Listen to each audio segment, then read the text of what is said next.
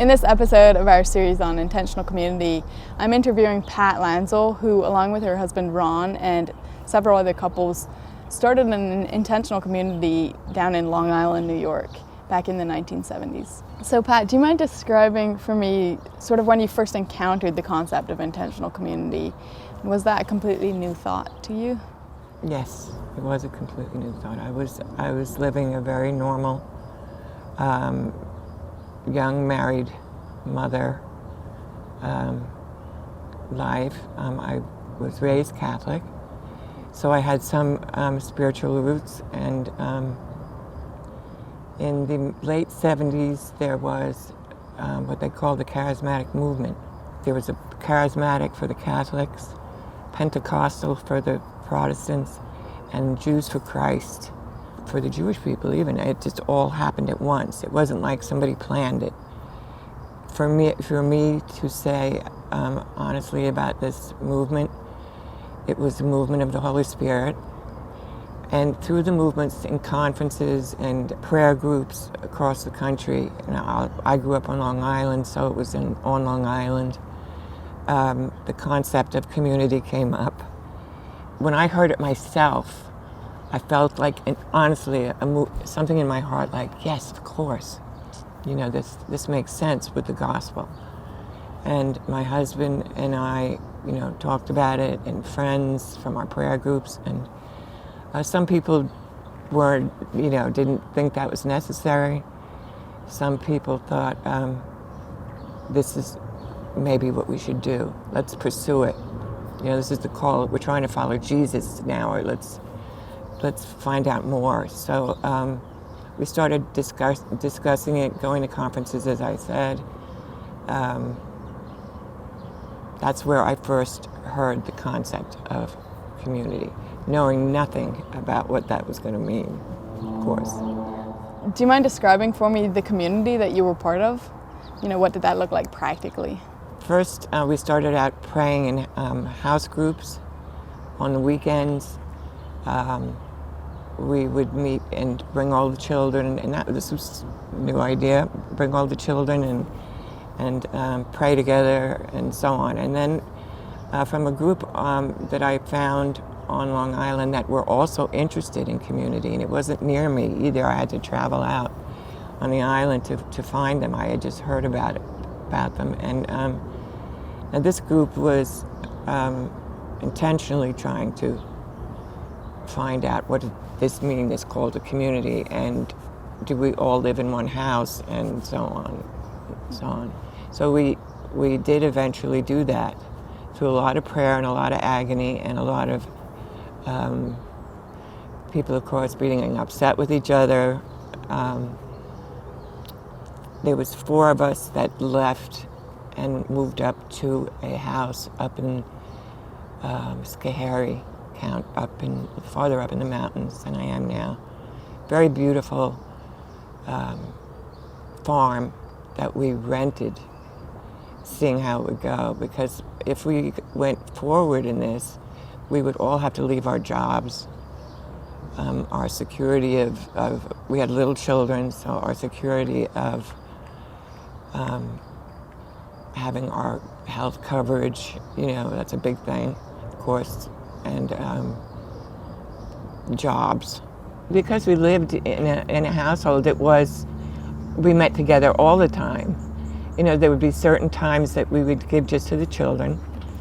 There would be certain times for the adults to pray together, and very soon it came up about the leadership, and that's where a lot of people didn't even think about that we would have to decide which person was going to be the leader and guide us, or who was because there wasn't anybody that gave us that pastoral feeling. We were more sort of just jumping in together and trying to follow a call.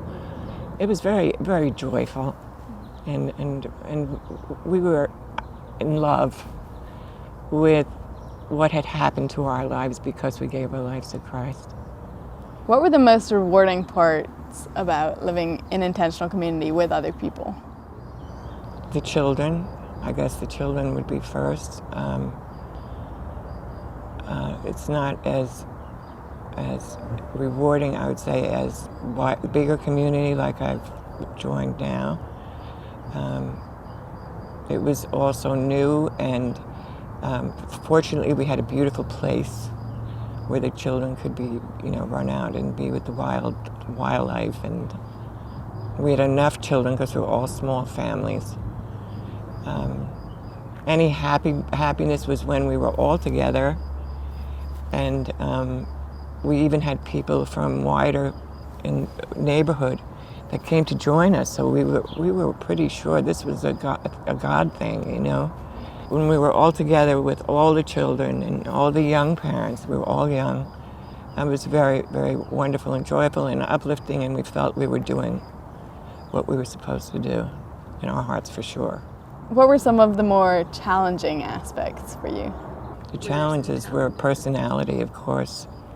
And you don't know that, at least I naively, I don't think my husband did either, that you're not going to just all be happy, it's going to be all different. And we all had different ideas, even though we had prayed together on Long Island for so long. We didn't know it until we were under the same roof. It was a big house, and we all had a different part, like apartments, very similar to what we have. So obviously, at some point, your intentional community ended, and then what happened after that? It was almost a year. We stayed together, and then it didn't. But, if I can say, in the meantime, we had visited the Bruderhof because we were so close. I thought it was wonderful. Of course, it was all set up, and there was lots of families. And so when this didn't work out, I'll just speak for my family, we decided let's stop at the Bruderhof because it's on the way back to Long Island. And if we go back to Long Island, maybe we'll never do this again. Because a lot happened up there. And so we came here to visit. And we never left. Because we were all we had let go of everything anyway. But we were also taken by what we experienced. Within a month, that was our family. And then slowly the other families would hear what I would write them letters because we didn't have computers or anything. I had to write them letters and say, this is what's happening. Oh my gosh, this is what we were thinking about, And they all started coming up one at a time. The 4 couples that did join the community from that group are still with us today, and the other couples just lost the hope. And it wasn't Catholic. We were all Catholics.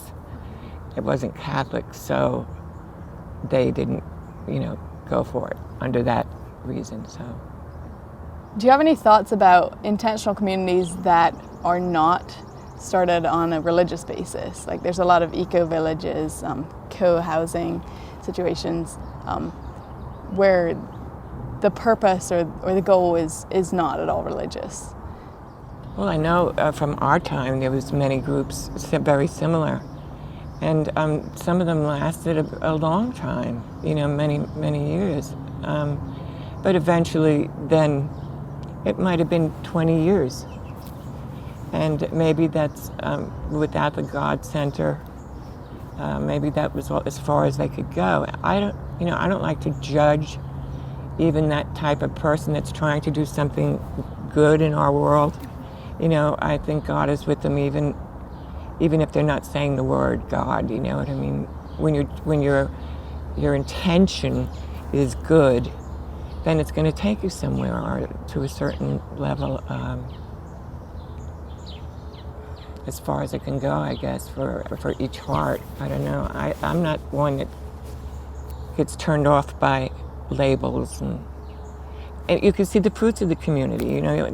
That's a big word that Jesus uses, the fruits, and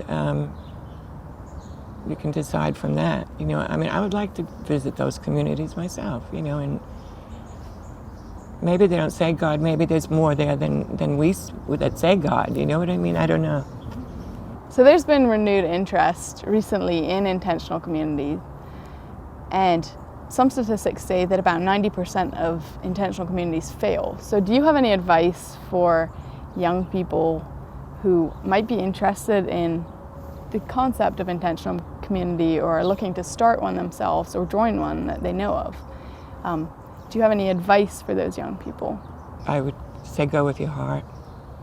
You know, I think it's community is definitely not something that's easy to live out, but it's not meant to be. And I wouldn't say that to a young person particularly, but if you're really committed to Christ and you're trying to follow Him in your own heart, you know, the Holy Spirit speaks to all of us, and I think you'll be led. You know, you'll be led to something that works, and that's what I think. If you're really, really sincere, and don't let the first barrier or the first crisis, you know, say, "Oh, this doesn't work," you know, forget it.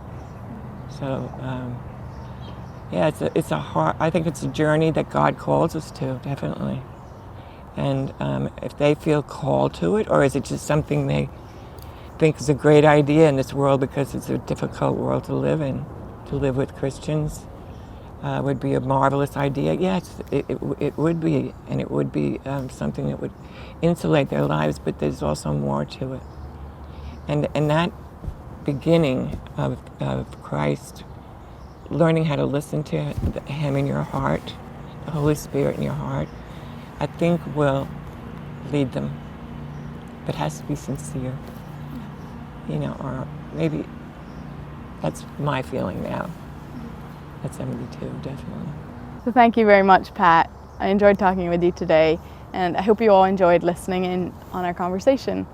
And so if you're interested in seeing more videos from us and following up on more of the videos in this series, please like this video and subscribe and ring the bell for updates every time we upload.